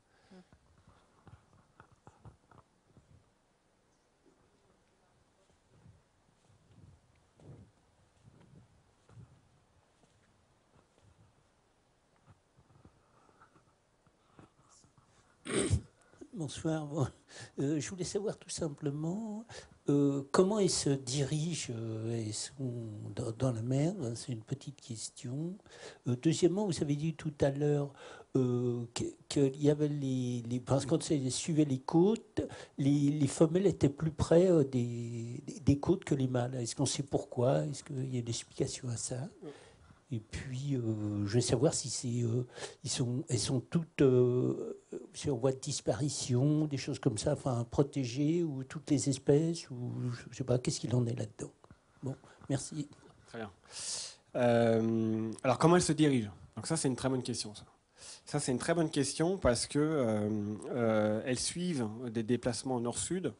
Et on a du mal à savoir en 2019, de façon sûre, quel est l'élément qui leur font suivre ces déplacements. Alors, ce qu'on sait, c'est que ce n'est pas les courants. Ce qu'on sait, c'est que ce n'est pas des informations liées à la bathymétrie ou liées à des choses comme ça. Ça peut être profond ou pas profond. Voilà. Alors, il y a plusieurs solutions. Alors, la première solution qui arrive un petit peu en tête des hypothèses, c'est le champ magnétique. Et donc d'expliquer en fait les déplacements par un repérage par champ magnétique. À ma connaissance, ça n'a jamais été démontré chez la baleine à bosse. Donc du coup, c'est une hypothèse. La deuxième hypothèse, c'est culturel. C'est-à-dire qu'il y a 15 millions d'années, il y en a un qui a commencé à faire ça. Et puis du coup, maintenant, ils font ça et ils ne savent pas pourquoi, mais ils le font toujours, quoi. Donc vu qu'ils ont appris à se déplacer en non-stop, ils peuvent très bien se dire bah, tiens, on va aller s'alimenter à tel endroit parce qu'on est sûr qu'il y a du poisson à ce niveau-là, et puis d'aller se reproduire à tel endroit parce qu'on est sûr qu'il fait beau, quoi. La troisième hypothèse, c'est que ce sont des cétacés qui se déplacent en non-stop. Et du coup, rien que ça explique le fait qu'ils peuvent peindre un océan à une échelle, alors que les dauphins ne le font pas. Par exemple, les dauphins, quand se déplacer, ils vont avoir des motivations pour se déplacer, qui seront purement alimentaires et ils vont aller par exemple, se déplacer dans les zones où il y a du poisson. Chez les baleines, on a le schéma alimentation-reproduction. Voilà, bon, c'est le schéma le plus classique qui est donné par les biologistes. Mais ce que je veux dire, c'est que ce que je disais tout à l'heure, c'est qu'il y a des zones d'alimentation, par exemple, où quelques baleines restent. Elles ne vont pas dans les zones de reproduction. Donc on ne sait pas trop. Alors juste un point, c'est que par exemple, pour les baleines de l'Atlantique Nord, en Islande, il y a un phénomène qui est un peu particulier, c'est qu'elles vont s'alimenter pendant 2 mois et demi, d'accord ? Et après, elles vont partir soit en Afrique, soit dans les Antilles.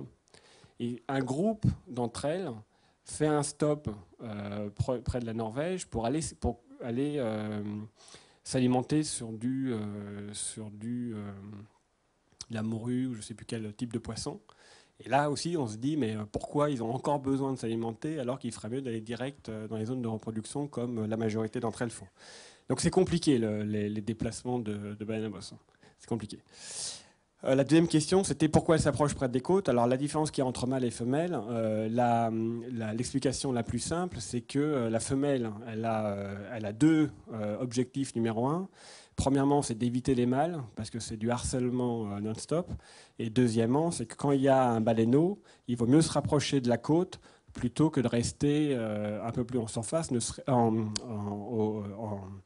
loin, pour éviter les prédateurs. Éviter certains prédateurs qui pourraient être des orques ou qui pourraient être des requins, quoi. Ça, c'est la deuxième question. Et la troisième question... Ah oui, alors les voies d'extinction, alors il y a des espèces, sur les 90 espèces, en fait, elles sont toutes sur la liste rouge de l'IUCN, donc elles sont toutes en situation d'observation et de préoccupation. Par contre, elles n'ont pas le même statut. Donc les baleines à bosse, elles sont passées justement du fait que la population remontait de façon même légère, mais en tout cas remonte. Alors on est très loin des stocks avant la chasse industrielle, mais en tous les cas là, on peut assister à une évolution de la population. Donc du coup, elles sont passées à low critical sur l'échelle utilisée par l'IUCN. Mais par contre, il y a d'autres espèces qui sont en voie d'extinction. Par exemple, la baleine franche de l'Atlantique Nord, il reste 450 individus en 2019. En 2017, il y a eu une douzaine d'individus qui ont été tués par les pêcheurs canadiens, ce qui a motivé le fait d'un arrêt de la pêche au crabe pour 2018, parce que le gouvernement, l'administration canadienne avait pris la décision de ne pas être responsable de l'extinction de cette espèce. Donc ils avaient interdit cette pêche dans la zone où évoluaient ces baleines franches. Et voilà, donc on va avoir pour toutes les cétacés, alors Sotali par exemple en Guyane, situation très compliquée là. Voilà, ça va dépendre des espèces.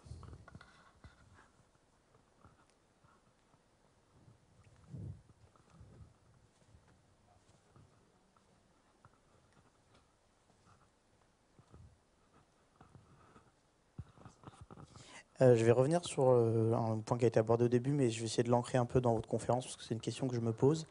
Vous nous disiez que pour l'étude des voies migratoires en particulier, on s'était un peu basé sur les anciennes informations qu'on avait liées à la chasse industrielle. Je pense que vous allez sûrement me dire qu'on manque d'informations, parce que ça a l'air d'être très compliqué d'étudier ces voies migratoires, mais à la limite, je serais intéressé par votre avis sur le sujet. Selon vous, la chasse qui existe encore toujours à l'heure actuelle, et puis de façon plus générale, de l'activité humaine, est-ce qu'elle a un impact sur ces flux migratoires? Et est-ce que vous avez pu déceler à travers ces activités des changements de flux et un véritable changement de voie des baleines à travers leur migration? Alors, il y a des publications qui ont été écrites et qui ont montré des différentes activités humaines qui impactaient les cétacés. Alors, si on fait uniquement référence aux baleines à bosse, il y a eu différentes activités qui ont été mentionnées. Alors, par exemple, l'exploitation pétrolière, il a été noté des détournements de baleines à bosse, c'est-à-dire qu'elles ne s'approchaient pas de plateformes pétrolières, elles évitaient les plateformes pétrolières. Lors de trafic maritime ou d'utilisation d'ergun, il y a des publications qui mentionnent le fait que les champs s'arrêtent. Donc ça veut dire qu'ils ne rentrent pas en compétition avec des activités fortement bruyantes. Qu'est-ce que je peux vous dire d'autre sur les baleines à bosse en particulier? Alors ça c'est extrêmement important parce que partout où il y a des activités humaines qui peuvent être impactantes, il y a des mesures qui sont réalisées ou des observations qui sont réalisées. Et après, l'idée c'est de les publier pour que ça puisse servir à l'ensemble, d'accord? Donc, par exemple, si on prenait La Réunion, à La Réunion, ils ont mis en place un chantier pour construire une route le long du littoral. Et donc, cette route, tout au long des travaux, parce que c'est pas fini encore, mais il y a des observateurs qui vont régulièrement en mer, soit en bateau, soit en ULM, pour observer la présence de cétacés. Et il y a des hydrophones qui sont mis en permanence et qui enregistrent 24 heures sur 24, 7 jours sur 7 pour observer, enfin pour en tous les cas, avoir des idées d'intensité sonore. Alors, je reviens sur comment on fait pour avoir un impact, comment on fait pour mesurer l'impact sur les cétacés, l'activité humaine sur les cétacés. Si on prend par exemple les bruits qui sont générés dans les océans, les océans c'est un grand open space, d'accord? Donc à partir du moment où on fait du bruit, le bruit va s'étendre dans une certaine zone. Alors comment on fait pour savoir comment ce bruit impacte les cétacés? Eh bien, il va falloir déjà s'intéresser au seuil auditif des cétacés. Est-ce qu'ils entendent le bruit ou pas? Après, on va s'intéresser à leurs interactions vocales entre eux. Est-ce qu'on va modifier ou pas? Est-ce que cela va modifier ou pas leur interaction vocale? Et puis après, on va simplement voir s'il y a des événements un peu bizarres qui se passent. Alors, je reviens sur ces 3 points-là. Premièrement, est-ce qu'ils les entendent? On a fait, c'est pas moi, il y a un Américain qui a fait des potentiels évoqués auditifs sur une dizaine d'odontocètes, en fait toutes les espèces qu'ils pouvaient mettre dans des bassins, d'accord? C'est-à-dire dauphins, belugas, orques, marsouins, enfin voilà, d'accord? Tous ces petits odontocètes et globicéphales. Et il a fait des potentiels évoqués, donc on a une idée maintenant du seuil auditif de ces espèces-là, et ce seuil auditif a été généralisé aux 90 espèces. Donc maintenant, on dit que le seuil auditif d'une baleine à bosse, c'est le même que celui d'une orque, et donc c'est ce qui nous permet de donner une idée de quel est l'impact qu'il pourrait y avoir d'un bruit humain à proximité. Le deuxième chose, c'est de savoir comment eux modifient leur interaction vocale. Donc là, par exemple, il y a eu quelques articles qui sont sortis, et notamment par exemple chez les belugas, qui a fait une des premières publications dans le Saint-Laurent, où une collègue canadienne avait noté que les belugas changeaient de fréquence, c'est-à-dire mettaient des sifflements plus aigus lorsqu'il y avait un trafic de bateaux que lorsqu'il n'y a pas de trafic de bateaux. Donc en fait, ils vont chercher des fréquences qui sont éloignées de la bande fréquentielle utilisée par les bateaux. Et la troisième remarque, c'était des événements qui sont inattendus, comme les échouages. D'accord ? Par exemple, lors de l'utilisation de sonars militaires, donc des sonars très spécifiques, nouvelles technologies qui sont très basse fréquence et qui sont utilisées pour détecter des sous-marins environnants.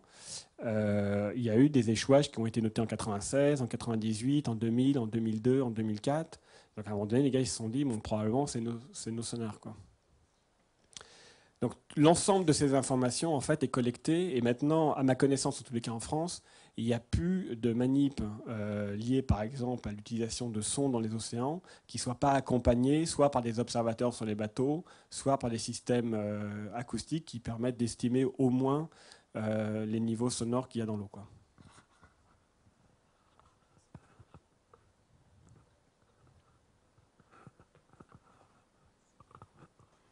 Bonsoir, merci pour cet exposé. Il y a des scientifiques qui ont découvert que les femelles belugas, ils ont découvert des femelles belugas ménopausées. Comment on peut l'expliquer ?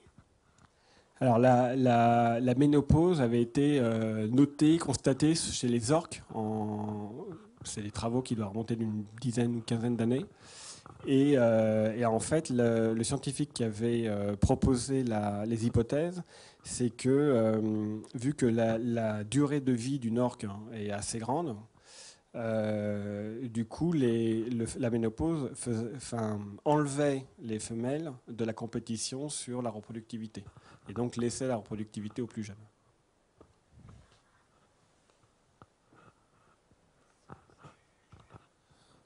Bonsoir. On a parlé de plusieurs impacts humains sur les populations de baleines. Qu'est-ce que vous pensez qui est le plus important, notamment si vous aviez des réformes à faire, qu'est-ce que vous feriez en premier?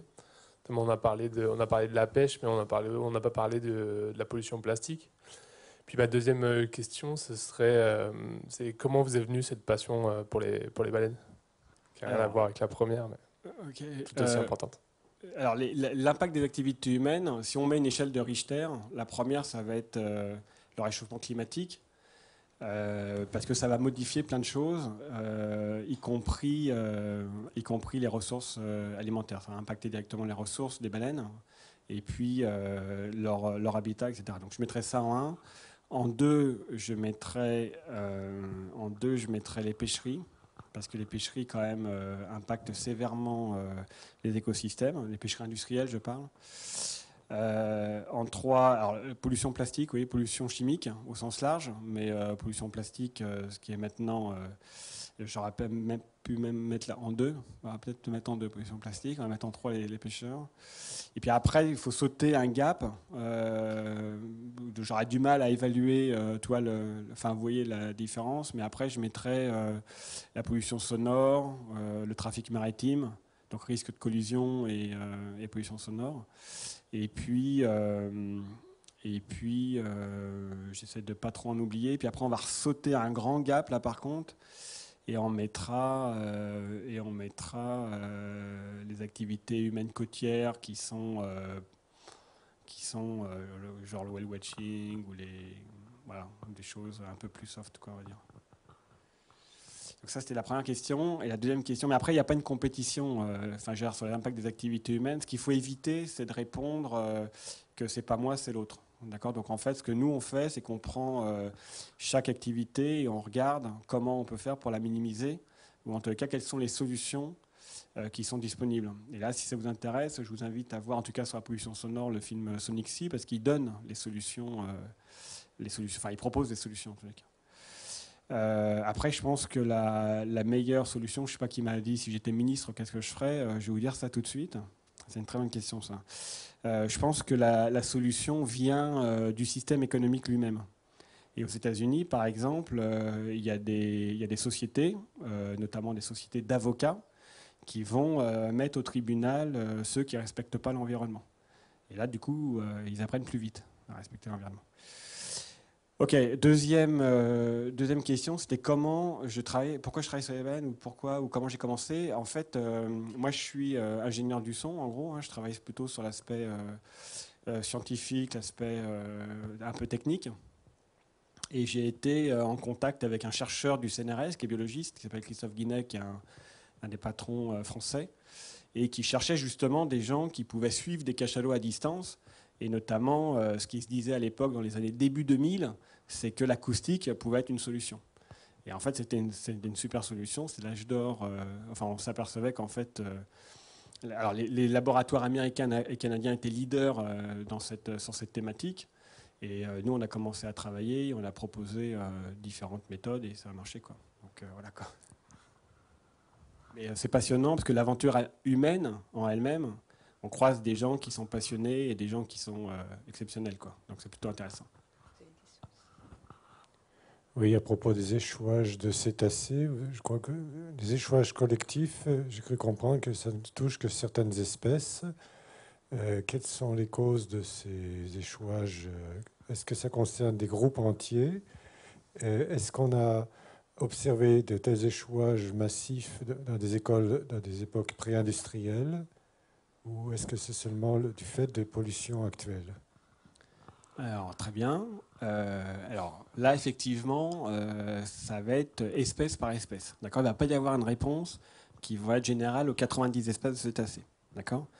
Alors, il y a des espèces qui sont surprenantes. Par exemple, le globicéphale, d'accord ? Ils vivent en groupe, des très larges groupes. D'accord ? Ça peut être de 50, 100 individus. Et quand ils vont s'échouer en groupe. Alors, échouage massif, c'est à partir de 2, hein, donc c'est tout le temps massif chez les cétacés. Et du coup, alors pour les globicéphales, alors par exemple, il y a un spot, j'ose plus dire un spot, il y a un spot pas en Australie, mais en Nouvelle-Zélande, où tous les ans, en février, des globicéphales s'échouent. Alors c'est 50 dans les basses années et c'est 300 ou 400 dans les grosses années, quoi. D'accord ? Et alors le globicéphale s'échoue, arrivent plein de gens de bonne intention, les remettent à l'eau et ils se rééchouent 100 mètres plus loin. D'accord ? Donc là, il y avait plusieurs hypothèses qui ont été avancées, et vu que ça ne fait pas que hier, ça fait depuis les 20 dernières années, on essaye d'avancer sur ce dossier. Alors la première hypothèse, c'était de dire que la bathymétrie de cette zone, elle est un peu traître, d'accord ? Elle fait penser un peu au Mont Saint-Michel. C'est-à-dire qu'on arrive, on a de l'eau, la marée s'en va et on se retrouve sans eau, d'accord ? Alors ça, c'est intéressant parce que c'est une bonne hypothèse. Sauf que si vous remettez le globicéphale à l'eau et qu'il repart et qu'il va se rééchouer, ça tient un peu moins la route, quoi. Bon. La deuxième hypothèse, c'est de dire qu'il y a un des leaders qui s'est échoué et du coup, tous les autres, ils n'ont plus vraiment la motivation de partir et donc ils vont s'échouer pour l'accompagner dans dans sa fin de vie, quoi, on va dire. Hein. Donc la morale est bien, ça veut dire que si on choisit des mauvais leaders, on va dans le mur. Donc ça, c'est une idée qui va bien. La troisième hypothèse, c'est de se dire en fait, c'est leur façon de vivre, c'est culturel. Parce que chez les cétacés, ils vivent un certain temps. Par exemple, les baleines qui vivent 100 ou 150 ans, elles vont développer une culture. Elles ont vu le changement qui se passait dans les océans entre il y a 80 ans et maintenant. Elles l'ont vu, ça. Elles ont assisté au fait qu'il y a de moins en moins de ressources, au fait qu'il y a de plus en plus de trafic, etc. Donc elles ont une culture qu'elles transmettent à leur génération future. Et donc peut-être que les globicéphales, ils ont développé une culture personnelle qui fait qu'ils font une messe noire, ça se passe mal, et puis ils vont tous échouer, quoi. Donc c'est compliqué pour répondre à ces trucs. Alors pour être un peu plus sérieux, sur les échouages, il y a plein de raisons différentes. D'accord ? Il y a énormément de raisons différentes. Et donc tous les pays ont mis en place, enfin pas tous les pays, mais certains pays ont mis en place des réseaux nationaux d'échouage. En France, il y a un réseau national d'échouage qui est piloté par Vincent Ridoux à La Rochelle et qui justement recense en fait tous les cétacés qui sont échoués sur les côtes françaises, métropole et Dom-Tom. Et l'idée, c'est qu'à chaque fois, il y a des spécialistes qui sont des volontaires, généralement des vétérinaires, qui viennent, qui font des photos, qui prennent des informations, le maximum d'informations, pour justement avoir la raison, la cause qui a produit cet échouage. Et donc on voit des échouages à cause de famine, par exemple, parce que des baleines qui sont manifestement trop maigres. Il peut y avoir des échouages dus à des intoxications alimentaires, donc par plastique ou autre. Ça, c'est une des causes maintenant qui est assez forte et pas uniquement chez les cétacés. Il peut y avoir des échouages dus à des captures dans les filets, dans les collisions. Enfin voilà, il y a vraiment beaucoup de raisons d'échouage. Je ne suis pas sûr qu'on voit des baleines mourir de leur belle mort maintenant. Et puis il y a des échouages de baleineaux, par exemple, où là, c'est plus compliqué pour savoir les raisons. Nous, on observe régulièrement à Madagascar, tous les ans, il y a des échouages de baleineaux, et tous les ans, on essaie d'y aller. Et on n'a jamais, pour l'instant, eu des réelles causes. Alors, sauf probablement le fait qu'il soit fait choper par un requin et que du coup, le baleineau devient faible tout de suite et du coup, est écarté par sa mère, quoi. Moi, j'ai une question par rapport à l'écolocalisation. Est-ce que ce ne serait pas un moyen pour le cétacé de s'orienter et de pouvoir faire le trajet nord-sud? Vous n'en avez pas parlé. Pourquoi? Merci. Alors, l'écolocalisation, il y a deux clans. Alors, je vais reprendre différemment. L'écolocalisation, ce n'est pas une méthode pour avoir des informations sur une longue distance. D'accord ? L'écolocalisation, il y a beaucoup de publications qui ont été faites sur à quelle distance pouvait revenir un écho, et notamment sur les cachalots, parce que les cachalots émettent des clics extrêmement puissants. Et donc l'idée, c'est de se dire jusqu'où va ce clic, et la partie qui revient peut l'informer. Et donc là, il y a des publications qui sont sorties, on parle de plus de 2 km par exemple. Moi, personnellement, j'y ai jamais prêté une attention parce que les cétacés qui font de l'écolocalisation, comme les cachalots, les dauphins ou tous les autres concepts, ils le font, ils sont à moins d'1 mètre de vous. Un dauphin, il vient vers vous et il va envoyer des buzz de clics, alors qu'ils nous voient complètement. D'accord ? Ils nous ont à vue et pourtant, ils font quand même de l'écolocalisation. Donc je pense que la réponse à votre question, c'est que, à mon avis, ce n'est pas une méthode pour avoir une information sur les 100 km qui sont devant eux, quoi. C'est vraiment ponctuel et sur des informations extrêmement proches d'eux, quoi.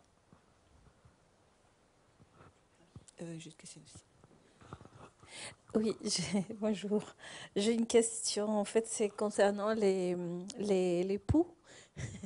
Les poux des baleines et les caresses. Est-ce qu'il y aurait une relation avec les caresses des cétacés? Est-ce que toutes les espèces font ça? Est-ce que les poux pourraient générer une sorte de maladies sur les cétacés? Alors, les touchés chez les cétacés, si on devait classer, on va faire que classer ce soir, mais si on devait classer les sens, on mettrait le toucher en 1. D'accord, toucher en 1 parce qu'ils sont tout le temps, ils sont très, très attachés aux interactions tactiles. Quelles que soient les espèces, on voit ça en permanence. Chez les baleines à bosse, c'est assez fort, quoi. Chez cachalot, c'est énorme, etc. Bon. Ensuite, il y a les observations visuelles, ensuite acoustiques, et puis peut-être le goût ou l'odorat, mais ça, c'est un peu moins clair, quoi, c'est un peu moins évident. Alors après, du coup, du fait qu'ils se touchent, qu'ils se caressent, il peut y avoir effectivement une transmission des éléments qu'ils ont à la surface, et notamment des maladies de peau ou des choses comme ça. Alors ça va dépendre des lieux. Ça dépend des espèces et des lieux. Il y a des lieux qui sont plus susceptibles, par exemple pour des espèces résidant autour des grandes villes et qui évoluent dans des zones plus polluées qu'ailleurs. Je pense par exemple à ceux qui évoluent, les grands dauphins qui évoluent à La Hague, par exemple. Il y a eu une grande étude qui a été faite par le GECC sur notamment la toxicité de ces dauphins. Ils sont tous blindés de métaux lourds, quoi. Donc ça va dépendre des endroits, quoi. Est-ce qu'il y a encore une question ? Non, moi j'en ai une aussi. Est-ce que vous avez parlé tout à l'heure du réchauffement climatique? Est-ce qu'on constate déjà un effet sur un impact du réchauffement des océans sur les populations de baleines? Oui, alors en fait, sur le réchauffement climatique, c'est plus compliqué avec les cétacés parce qu'ils s'adaptent. D'accord. Le problème des cétacés, c'est contrairement au corail, par exemple, au corail, on voit qu'il y a une évolution du corail qu'on peut mesurer. Chez les mammifères supérieurs, c'est un petit peu plus délicat parce qu'il y a une phase d'adaptation qui est forte. Et donc, ils vont, par exemple, c'est pour ça que quand il y a des interactions humaines qui peuvent être impactantes, il peut y avoir un détournement d'une trajectoire ou carrément quitter des habitats le temps que l'activité humaine perdure et puis après revenir. Et donc, cette adaptation rend compliqué l'estimation du changement climatique. Le truc le plus criant, c'est l'acidification, donc du coup la réduction des masses de krill et du coup l'impact direct sur les cétacés. Mais vu que les baleines ont été largement décimées à cause de la chasse industrielle, le restaurant est moins fourni, mais reste encore accessible au nombre de cétacés qui restent, au nombre de baleines qui restent. Très bien. Est-ce qu'il y a encore une question? Oui. Juste en conclusion, donc votre avis, si c'est pas le réchauffement climatique, donc les baleines, la migration des baleines n'est pas causée par le suivi d'un courant, n'est pas causée par l'écho, n'est pas causée, donc elles ont peut-être génétiquement une mémoire d'antan, mais en même temps vous dites qu'elles s'adaptent à des nouveautés, donc ça viendrait contredire un plan mental peut-être d'années, enfin une sorte de mémoire de mémoire génétique. Quelle est, selon vous, parce que là, on vous enlevez toutes les hypothèses. En effet, on est toujours au stade de la découverte, mais a priori, si c'est pas acoustique, si c'est pas une sensation, qu'est-ce que ça peut être dans le monde marin? Ok, mémoire génétique, j'aime bien. Parce que mémoire génétique, Jean-Luc Jung, qui est mon collègue de Brest, a montré dans le Pacifique Nord que des baleines qui vont s'alimenter à moins de 100 km de distance, mais sur des régimes alimentaires totalement différents, elles ont un éloignement génétique très significatif. Donc en fait, le fait qu'il y ait une culture, c'est totalement plausible. C'est en fait, elles ont, comme nous, quand on va passer nos vacances à tel endroit où on est né, on va aller à cet endroit-là pour tout le reste de notre vie, quoi. Donc je dis pas que c'est ce que font les baleines, mais en tout cas, c'est plausible qu'il y ait une culture et que cette culture soit liée à une géographie, quoi. Non, mais là, il faut rester dans la logique en se disant, OK, les routes migratoires, on les explique par des zones d'alimentation où elles vont se nourrir, des zones de reproduction où elles vont mettre bas. Ça, c'est ce qui est le plus robuste encore en 2019. Parce qu'en fait, voilà, on a des activités vitales qui sont évidentes, et du coup, c'est ce qui explique les trajets. Après, nous, on essaie d'aller un petit peu plus loin en disant, mais comment elles choisissent ces routes migratoires, quelles sont les décisions qu'elles font lors des trajectoires, comment, du coup, elles vont arriver à se mixer avec les autres individus, etc. Donc, il y a plein de répercussions qu'il peut y avoir du fait qu'elles se forcent à faire ces routes migratoires. Ce que je disais tout à l'heure sur le fait pourquoi elles nagent autant et qu'elles attachent tant d'importance à la nage, c'est ça qui était intéressant, parce qu'on ne sait pas ça. On ne sait pas pourquoi elles veulent nager autant, quoi, je veux dire. Mais si on demande à un sportif pourquoi il court, il n'en sait rien non plus. Hein. Ouais, donc vous, c'est le pourquoi, parce que moi, c'était le comment. Là. Et le comment, pour vous, c'est la mémoire, en fait, finalement, la réponse. Parce que toutes les autres hypothèses sont un peu exclues de ce que je comprends. Non, j'ai dit comment. J'ai mis en 1 le champ magnétique, mais on ne l'a pas démontré, donc je ne peux pas le certifier. C'est un mammifère supérieur, donc se repérer, c'est un mammifère, c'est qu'on peut essayer de voir quels sont les autres mammifères qui font la même chose, d'accord, qui sont sensibles aux mêmes paramètres. Donc si c'est le champ magnétique, il faudrait qu'on arrive à trouver, si on n'arrive pas à le démontrer pour la baleine à bosse, il faudrait qu'on trouve un autre mammifère, y compris chez les mammifères terrestres, si certains arrivent à se repérer avec le champ magnétique. Donc c'est pour ça que je l'ai évoqué, parce que c'est ce qui se dit. Moi sur les voilà, et après c'est plus compliqué, quoi. Est-ce qu'il y a encore une question? Non, je pense qu'on va s'arrêter là pour ce soir et sur ces questions justement et donc des recherches à venir. Très bien, merci beaucoup Olivier Adam. Merci beaucoup.